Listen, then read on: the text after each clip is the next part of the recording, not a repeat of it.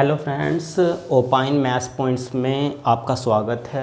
Friends, आज हम अपनी पिछली वीडियो का जो हमारा पार्ट 1 था उससे आगे बढ़ेंगे और आज हमारा जो है पार्ट 2 जो है वो आपके सामने होगा।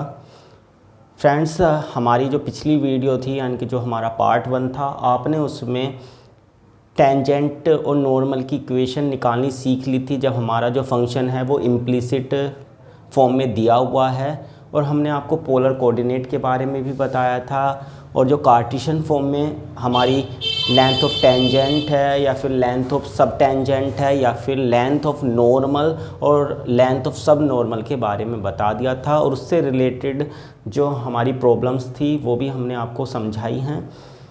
तो फ्रेंड्स, आज की इस वीडियो में हम पोलर सब टेंजेंट और पोलर सब नॉर्मल के बारे में पढ़ेंगे, और जो हमारी टेंजेंट है उसकी पोल से जो डिस्टेंस है वो कितनी होती है ये जानेंगे। और एक बहुत ही इम्पोर्टेंट कंसेप्ट, एक बहुत ही इम्पोर्टेंट रिलेशन जिसे हम पैडल इक्वेशन के नाम से जानते हैं, आज हम उसके बारे में भी जानेंगे। तो आइए फ्रेंड्स, आज की इस वीडियो को शुरू करते हैं। सबसे पहले हम टेंजेंट जो होती है, सब टेंजेंट और सब नॉर्मल की जो लेंथ है पोलर फॉर्म में वो क्या होती है वो आपको बताएंगे। तो फ्रेंड्स, मान लीजिए आपके पास कोई एक फंक्शन है और ये जो है हमारी इस पॉइंट पर क्या हो गई, टेंजेंट हो गई।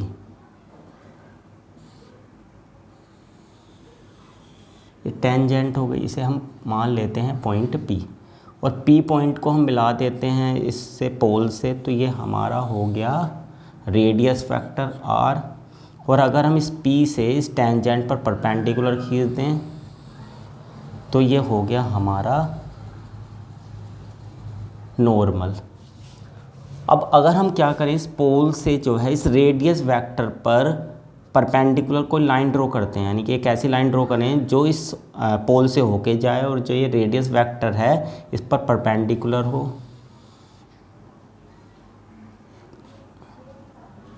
तो ये इसको टेंजेंट को और जो हमारी जो नॉर्मल है उसको कहीं पर मीट करेगी, कहीं ना कहीं आगे जाकर मीट करेगी। तो मान लीजिए टेंजेंट को T पर और जो हमारी नॉर्मल है उसको N पॉइंट पर इंटरसेक्ट करती है। तो ये जो OT होगा इसी को हम क्या बोलते हैं, लेंथ ऑफ सब नॉर्मल कहते हैं। और जो हमारा ON रहेगा वही हमारा क्या होगा, लेंथ ऑफ पोलर सब नॉर्मल होगा। ये टेंजेंट है तो ये वाला जो एंगल होगा वो हमारा साई होगा। रेडियस वेक्टर है तो ये एंगल हो गया हमारा थीटा। और जो हमारा ये, अगर मैं इस रेडियस वेक्टर को आगे बढ़ा दूंगा तो ये जो हमारा टेंजेंट है और रेडियस वेक्टर इनके बीच जो एंगल बनता है उसे बोलते हैं फाई। तो ये वाला एंगल हो गया हमारा फाई। तो अगर फ्रेंड्स ये वाला एंगल फाई है तो ये वाला एंगल बचेगा हमारा 90 माइनस फाई। अब हमें इस ट्राइंगल में अगर मैं लेता हूँ, ये वाला एंगल 90 है, तो इस ट्राइंगल में अगर मैं लेता हूँ तो इस ट्राइंगल में ये R है, ये फाई है, तो ये बेस का काम करेगा और ये हमारा परपेंडिकुलर का काम करेगा। तो हमें फॉर्मूला लगाना पड़ेगा tan फाई। तो tan फाई इक्वल टू हो जाएगा हमारा परपेंडिकुलर अपॉन बेस। परपेंडिकुलर हो गया हमारा OT और जो बेस है वो हो गया हमारा R। तो यहाँ से OT की जो वैल्यू है वो आएगी हमारी निकल कर R tan फाई इस वाले ट्राइंगल में। और आपने पढ़ा हुआ है tan फाई किसके बराबर होता है, R d थीटा बटे डी आर के। तो ये हो जाएगा हमारा R स्क्वायर डी थीटा बटे डी आर, यानी कि जो लेंथ हो गई हमारी पोलर सब टेंजेंट की वो किसके बराबर होती है, R square D theta upon D R के। अब हम वैल्यू फाइंड करते हैं ON की। तो ये हमारा R हो गया ये 90 और ये वाला एंगल 90 है। ट्राइंगल के तीनों एंगल का सम होता है 90, तो ये बचेगा हमारा फाई। अब इस ट्राइंगल में लेते हैं, इसमें भी हमें क्या मालूम है, बेस हमें पता करना है और परपेंडिकुलर हमें मालूम है। तो अगर हम इसमें फॉर्मूला लगाते हैं तो tan फाई इक्वल टू आएगा हमारा परपेंडिकुलर अपॉन बेस। तो परपेंडिकुलर हो गया हमारा R और जो बेस है वो हो गया हमारा ON। ON यहाँ चला जाएगा तो यहाँ से ON की वैल्यू निकल के आएगी R अपॉन tan फाई। और tan फाई की अगर हम वैल्यू रखते हैं तो वो होती है हमारी R d थीटा बटे डी आर। इससे कैंसिल हो गया और ये उल्टा हो जाएगा, यानी कि डी आर बटे डी थीटा। यानी कि जो हमारी लेंथ होती है पोलर सब नॉर्मल की वो कितनी होती है, डी आर बटे डी थीटा। तो फ्रेंड्स आप इन दोनों ही फॉर्मूलों को याद रखेंगे, यानी कि जो पोलर सब टेंजेंट है उसकी लेंथ होती है हमारी आर स्क्वायर डी थीटा बटे डी आर, और जो हमारी पोलर सब नॉर्मल है उसकी लेंथ होती है हमारी डी आर बटे डी थीटा। अब एक बहुत ही इम्पोर्टेंट पॉइंट कि अगर हम इस पोल से हमें क्या करना है, जो टेंजेंट खींची है इसकी डिस्टेंस निकालनी है। मीन्स इस पॉइंट से अगर मैं इस पर क्या डाल दूं, परपेंडिकुलर डाल दूं, तो इसकी लेंथ कितनी होगी। तो अगर मैं इस लेंथ को बोलता हूँ स्मॉल p, तो जो स्मॉल p होगा मैं इस वाले ट्राइंगल में ले लेता हूँ। इस ट्राइंगल में अगर इसमें m पॉइंट दूँ तो ट्राइंगल POM में मैं ले लेता हूँ। ये tan फाई जो है, सॉरी यहाँ पर अगर मैं देखूँगा ये 90 हो गया, तो ये हमारा हाइपोटेनिस का काम करेगा और ये हमारा काम करेगा परपेंडिकुलर का। तो परपेंडिकुलर और हाइपोटेनिस आते हैं हमारे साइन के फॉर्मूले में। तो साइन जो हमारा फाई होगा वो बराबर हो जाएगा परपेंडिकुलर अपॉन हाइपोटेनिस। तो परपेंडिकुलर हो गया P और हाइपोटेनिस हो गई R। तो यानी कि जो P है ये P परपेंडिकुलर, लेकिन यहाँ पर ये जो P है वो स्मॉल p है, ये डिस्टेंस वाला है, यानी जो लेंथ है इसकी। तो स्मॉल p जो है वो हमारा निकल के आ जाएगा R साइन फाई के बराबर। यानी कि जो पोल होता है उससे जो टेंजेंट है उसकी जो लेंथ होती है, यानी उसकी जो दूरी होगी वो बराबर होती है किसके, R साइन फाई के।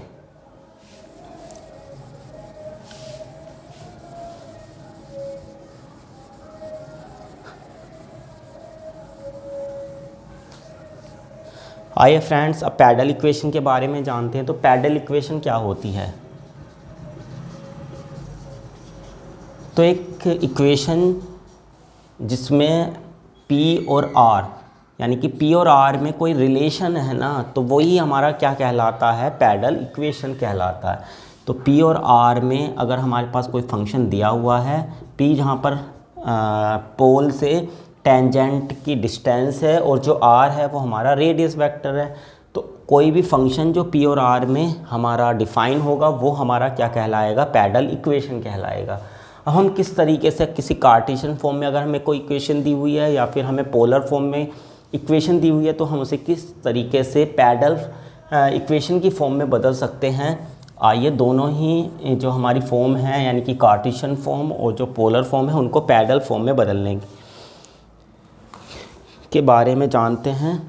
तो फ्रेंड्स आपके जो है एक सवाल दिया हुआ है। सवाल ये है कि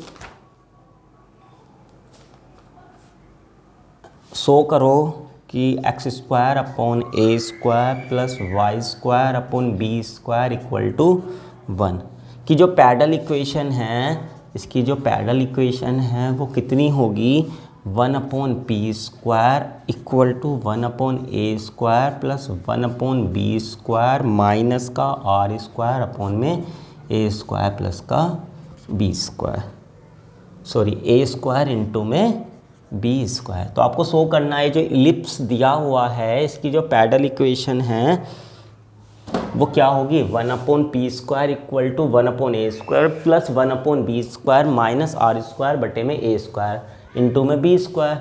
तो पैडल इक्वेशन निकालने के हमारे पास इसके दो तरीके हैं। एक तो हम इसका पैरामेट्रिक जो कोऑर्डिनेट है वो मान सकते हैं, यानी कि x को हम a कोस थीटा मान लेंगे और y को मान लेंगे b कोस थीटा। आपने कक्षा 12 में ये पढ़ा होगा कि जो इलिप्स होता है उसके जो पैरामेट्रिक कोऑर्डिनेट होते हैं वो होते हैं a कोस थीटा और b साइन थीटा।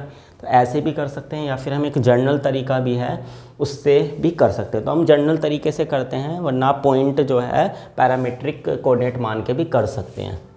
तो हमने सपोज़ करो फ्रेंड दोनों ही तरीके से कर सकते हैं। वैसे तो जो आसान पड़ेगा वो थोड़ा हमारा जो पैरामेट्रिक कोऑर्डिनेट है उससे आसान पड़ जाएगा क्योंकि वो हमें पहले से मालूम है। लेकिन अगर हम जनरल तरीके से करते हैं तो हमारा आंसर उससे भी आ जाएगा, लेकिन उससे थोड़ा सा कैलकुलेशन वर्क जो है वो थोड़ा सा मुश्किल हो जाएगा, यानी कैलकुलेशन थोड़ी सी टफ सी बन जाएगी। चलिए हम इसको पैरामेट्रिक कोऑर्डिनेट मान के करते हैं। तो मान लिया हमने एक्स इसके बराबर है a कोस थीटा के, और जो वाई है वो बराबर है हमारा किसके, बी साइन थीटा के, क्योंकि इसको सेटिस्फाई भी करा। तो ये हमने इसके पैरामीट्रिक कोऑर्डिनेट मान लिए हैं। अब हमें P को फाइंड करना, तो P को फाइंड करने के लिए हमें क्या करना पड़ेगा, यानी कि पहले इसकी इस पॉइंट पर टेंजेंट की इक्वेशन निकालनी पड़ेगी। टेंजेंट के लिए हमें इसका स्लोप चाहिए dy/dx, तो इसको हम मान लेते हैं fx, y equal to x square upon a square plus y square upon b square minus का 1।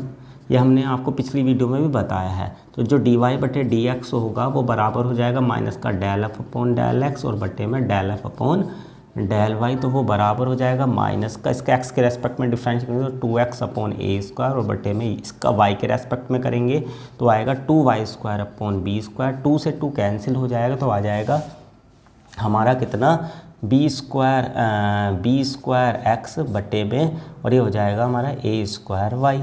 अब ये पॉइंट जो हैं वो इसमें रख देते हैं, तो वो बराबर हो जाएगा किसके, माइनस का, एक्स के यहाँ पर रखेंगे ए कोस थीटा, तो बी स्क्वायर इंटू में ए कोस थीटा, और बटे में वाई की जगह पर रखेंगे बी साइन थीटा इंटू में बी साइन थीटा। तो एक ए से एक ए कैंसिल, एक बी से एक बी कैंसिल, तो ये आ गया माइनस का बी कोस थीटा बटे में ए साइन थीटा। अब जो इक्वेशन होगी टेंजेंट की, इक्वेशन ऑफ टेंजेंट, वो हो जाएगी हमारी y माइनस y1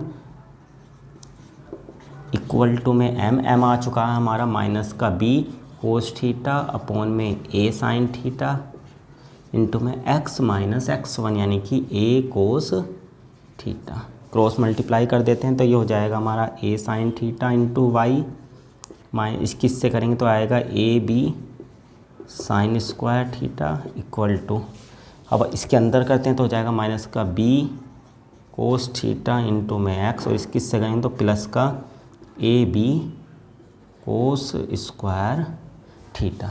सबको वन साइड कर लेते हैं तो ये आ जाएगा ए साइन थीटा वाई, और ये इधर आके हो जाएगा plus B cos theta X, और ये माइनस, और ये भी इधर आके माइनस, तो ए भी आ जाएगा कॉमन, और यहाँ बचेगा sine square theta plus cos square theta, sine square theta plus cos square theta equal to में 0, इसकी वैल्यू हो जाएगी 1, तो ये आ जाएगा हमारा A sine theta Y plus B cos theta into X, और माइनस का ए बी इक्वल टू में 0। अब हमें P की वैल्यू निकालनी है, तो P की वैल्यू निकालने के लिए करेंगे क्या, जो पोल, क्योंकि अभी आपको बताया जो P होता है वो क्या होता है, पोल से जो टेंजेंट पर हम परपेंडिकुलर डालते हैं उसकी लेंथ, तो पोल यानी कि 0 0 से उस पर परपेंडिकुलर की लेंथ निकालेंगे, तो जो P होगा वो बराबर हो जाएगा ये 0 तो ये बचेगा माइनस ए बी, और बटे में अंडर रूट में जो x का कोफिशिएंट है उसका स्क्वायर, जो y का कोफिशिएंट है इसका स्क्वायर, यानी कि A square sine square theta और प्लस का B square cos square theta, और मोड लेंगे जब हम तो ये हो जाएगा हमारा प्लस, तो जो P है वो हमारा आ जाएगा ए बी बटे में अंडर रूट में A square sine square theta plus B square cos square theta. अब हमें P और R में रिलेशन चाहिए, तो यहाँ से हमें दिख रहा है जो हमें प्रूव करना है उसमें हमें 1/p स्क्वायर इक्वल टू ये लाना है।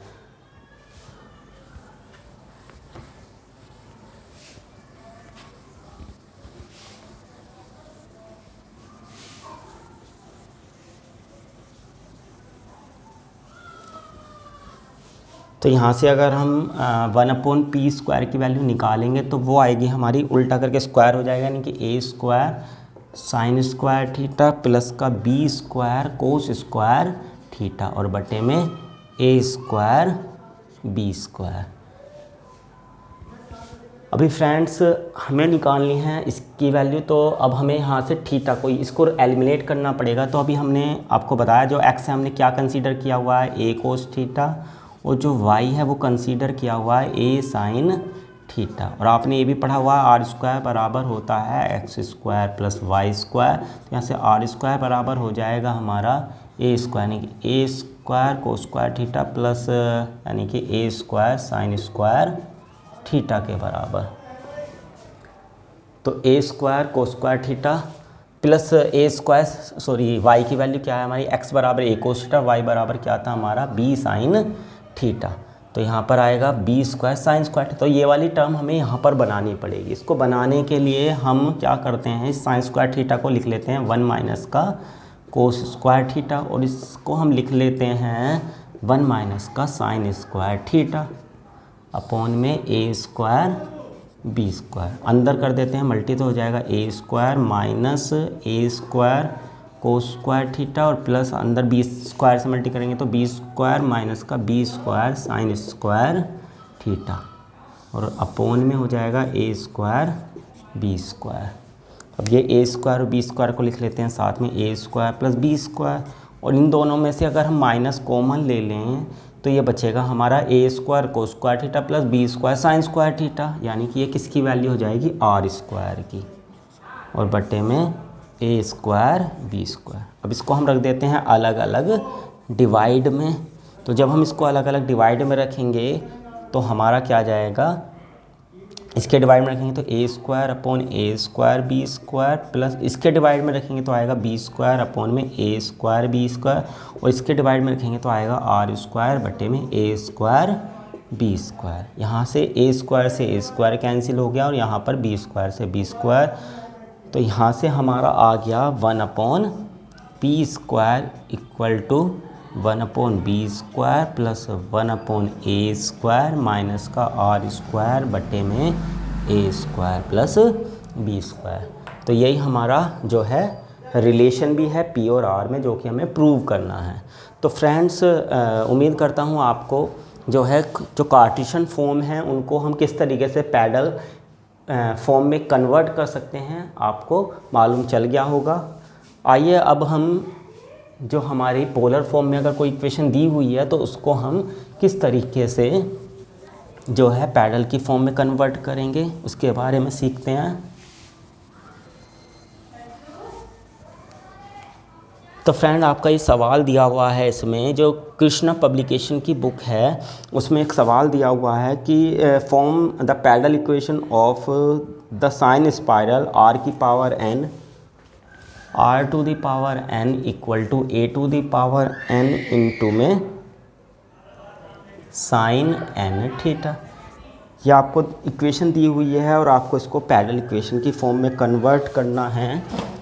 तो इसको कन्वर्ट करने के लिए हम सबसे पहले क्या करते हैं, इसमें दोनों तरफ लोग ले लेते हैं। तो ये हो जाएगा n log r और ये हो जाएगा हमारा n log a प्लस का log sin n थीटा। हमने दोनों तरफ ले लिया है लोग। अब इसका कर देते हैं हम डिफरेंशियल। तो जब हम डिफरेंशियल करेंगे तो n तो कांस्टेंट है और log r का हो जाएगा 1/r dr बटे डी थीटा। ये कांस्टेंट है तो इसका डिफरेंशियल 0 और इसका हो जाएगा log का 1/sin n थीटा।